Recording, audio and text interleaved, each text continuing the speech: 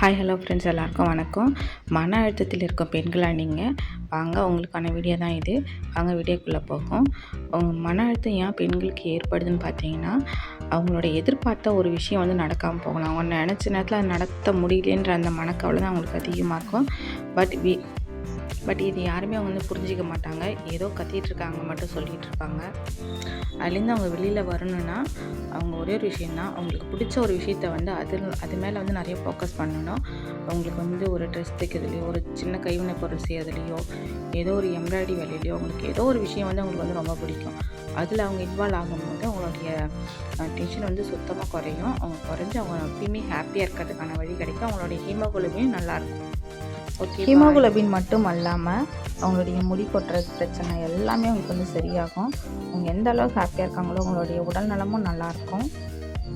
அதிக எதிர்பார்ப்பும் யார் மேலேயும் அக்கறையும் இல்லாமல் தன்னை ஃபஸ்ட்டு யோசித்து நமக்கான வேலையை செய்யும்போது நம்ம சந்தோஷம்.